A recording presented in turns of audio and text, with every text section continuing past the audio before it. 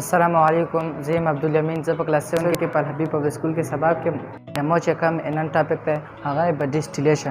डिस्टिलेशन هغه separation technique دی چې کومه په ذریعہ سره موږ امپیور واټر پیور فارم ته وړو هغه ته ویل شي ډیسټیلیشن نه مخکې موږ ته ودا پته ولګي چې په دنیا کې موږ سره څومره اوبه موجود دي دا غشپه مو سره دنیا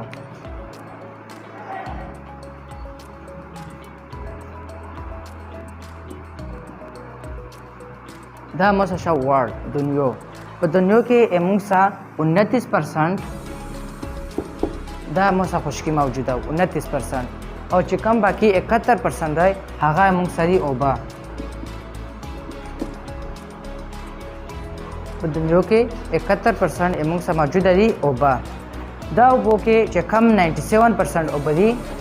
هغه موږ سره موجود دي په اوشین کې مطلب په سمندرو کې موږ سره 97% اوبه موجود دي او چې کم پاتې شي 2% اوبه 2% اوبه چې کم دي هغه موږ سره موجود دي په ګلیشیر کې په ریور کې کلاودز کې ETC دا 2% اوبه موږ سره په کې موجود دي او 1% اوبه چې کم دي هغه موږ سره موجود دي په صفا او ډرینک واټر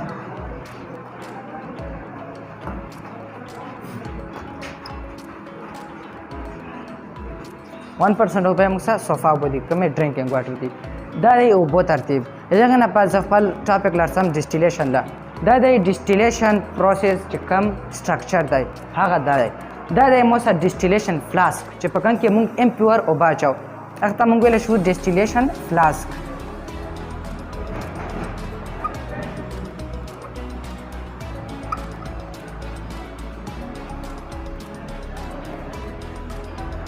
دا مسا شو ډیسټیلیشن فلاس په دا ډیسټیلیشن فلاس کې مسا دا چې کوم دي د شنه چل دشي دا مسا دی امپیور واټر دی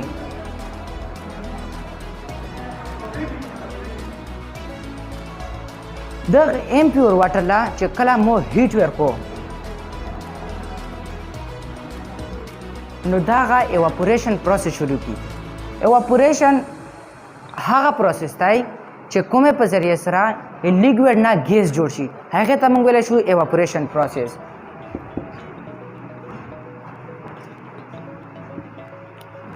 دا ایواپوریشن پروسس واجنه دا او بچ کمیټي دا واټر ویپر ته ووري واټر ویپر شو دي دا واټر ویپر په داغه کې داسې رواني وي دا پوس سار لا رورسيږي په د سر کې موږ یو ترمامیټر لګاولای دی چې دا هغه وبو سنټیګریډ معلومای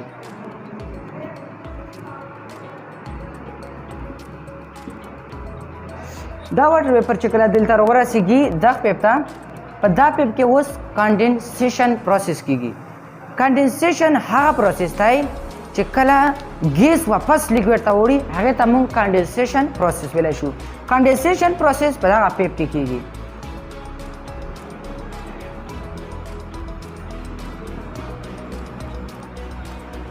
دا کانډنسیشن دغه پیپ ته وجنه کیږي چې په کن کې مونږ د بامبي یا پیپ ذریعہ سره اوبه جاری وي دلته ننوځي کولینګ ان دی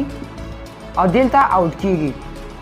دغه پیپ خولي وجنه دغه واټر ویپ نه واپس اوبه جوړی شي او دا شندوري شي د لوخيله دلته موږ سره غلې پیور واټر ډیسټیلیټ پیور واټر